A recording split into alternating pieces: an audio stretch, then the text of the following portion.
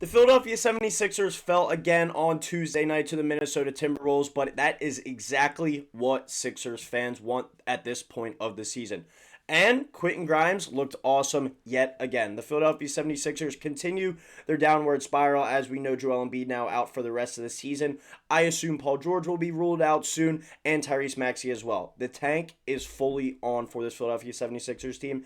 And as I stated a couple weeks ago, over these next few weeks, over the next couple months of remaining games that the Sixers have left for this team, it's tryout mode. It's chances for dudes to earn roster spots for next year, earn a bag, earn that new paycheck as well, and make the most of this opportunity over these next 20 games or so that the Sixers have remaining. Guys like Quentin Grimes are out there shining. Justin Edwards is looking good in spurts as well. Yabusele continues to play like he's trying to earn himself a massive payday. This is tryout season for the Philadelphia 76ers, and I think that goes hand in hand with their kind of strategy of, all right, our goal is to lose games. We need to get into that top six so we can keep that top six pick.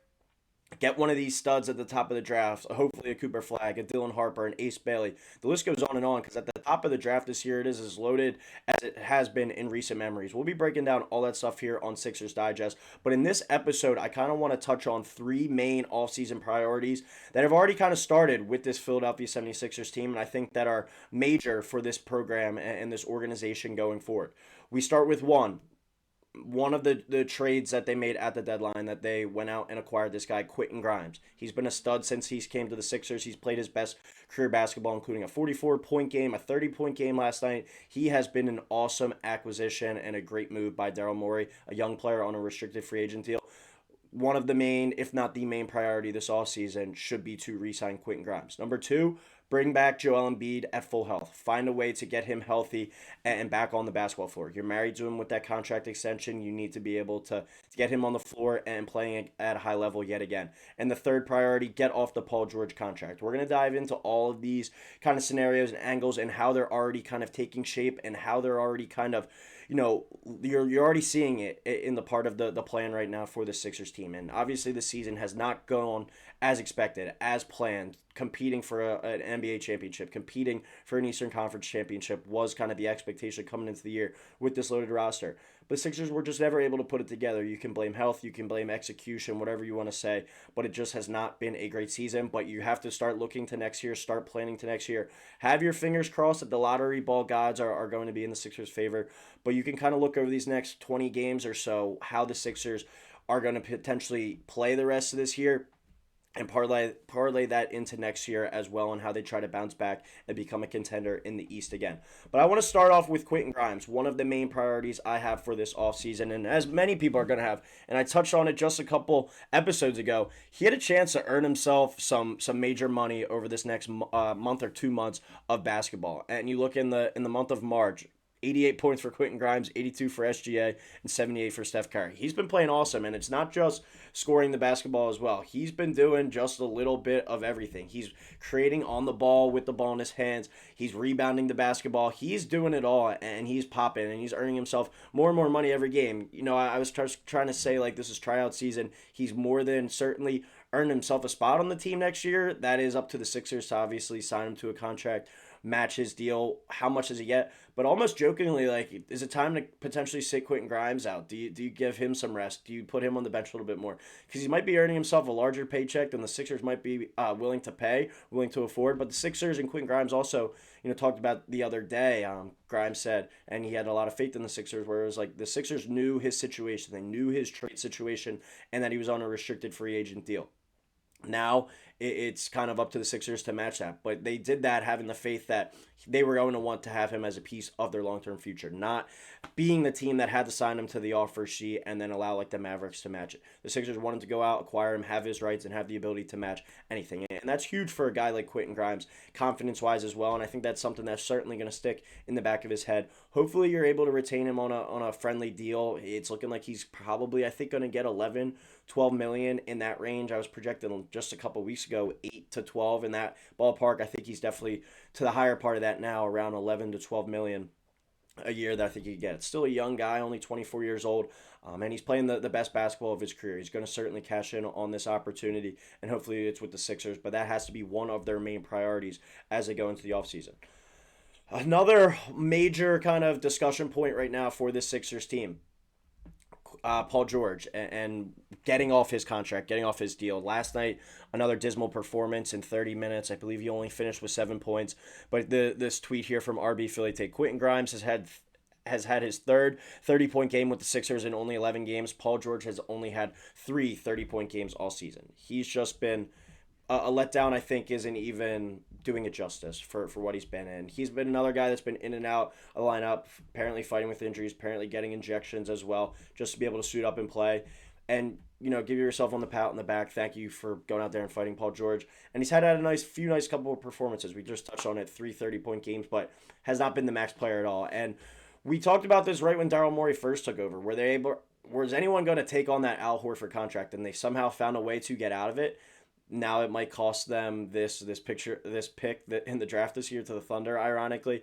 But Daryl Morey's gotten out of bad contract situations before. Is he able to do it again? Paul George isn't a completely unplayable player, and he has been dealing with injuries. It has been an up and down year for that. But because of that, is anyone going to want to take on that contract? That's got to be one of the main kind of priorities. I mean, as we talked about, disappointment, 16.2 points per game, 5.3 rebounds, 4.3 assists. You look at those numbers, you're like, all right, that's not that terrible, shooting about 36% from three. But if you're watching the game, if you're not just looking at purely the box score, if you're tuned in on a nightly basis, you're watching the team, he just doesn't look like himself anymore. And you weren't going to expect the 25-year-old high-flying Paul George. I was expecting more of the Los Angeles Paul George that we saw, which was still, a highly productive top 15, top 20 player, and he has just not been that. So I think the Sixers should look to shut him down over these next couple of weeks as well, as he's really dealt with some injuries. Let him rest, let him recover, and if you're not able to move off to the contract, there's no point of playing him anymore this year. Just let him fully recover, come back next year ready to go, or save kind of any trade value that he has. Don't allow him to get another injury that you potentially can't move off that contract next year. So that's step number two to go along with Quentin Grimes. And then step number three, and probably the most important step, save the best for last, is just the overall health of Joel Embiid going forward. Chandler Parsons said this on FanDuel TV the other day. I've talked to Joel Embiid about this. He's thought about going to Germany and doing Kobe Bryant shots, which are basically kind of injections in his knee to reduce the pain on his knee. And we've heard many options now. We've heard many crazy things where potentially they're going to break a bone in his hip and inject that to help reduce in his legs. I mean, quite frankly, I don't know I'm not a doctor. I don't know the ins and outs of these surgeries and of the talks, but that sounds painful in its own right. These injections, who knows if they've happened yet, but going over see a specialist in Germany. I'm very glad that the Sixers did shut down Joel Embiid, and they're not going to risk further injury this season.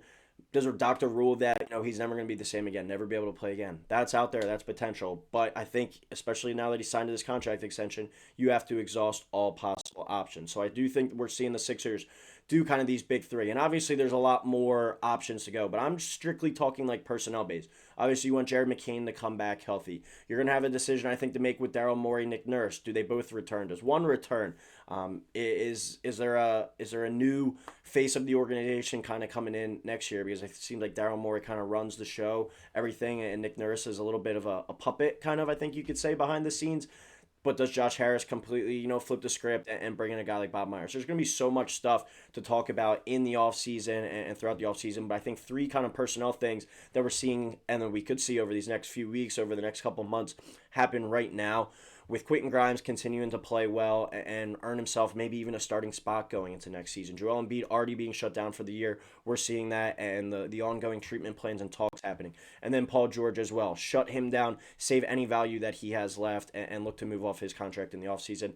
And we're starting to see these things kind of come into fruition, and I think those are the best possible moves for the Sixers franchise and the organization going forward as they enter a huge offseason. Last year was talked about as maybe the biggest offseason.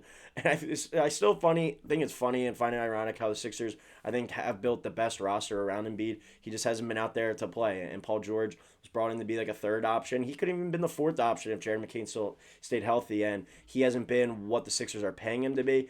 But still, I don't think he was expected to be a 25-point per game guy. But in the absence of a guy like Embiid and the stardom that McCain was kind of rising to, Paul George hasn't answered the phone call when his number's been called to step up his game. So Many moves to make this offseason a huge offseason ahead. As always, we'll have it covered here on Sixers Digest. But keep an eye on those three things over the next few weeks. We already got Joel Embiid, one of those dominoes out. Do you want them to shut down Paul George as well? How much do you think Quentin Grimes is going to get in free agency that the Sixers will have to match if he doesn't just re-sign with us right off the bat? Let us know in the comments below. Please drop a like, drop a subscribe, and we'll talk to you next time here on Sixers Digest.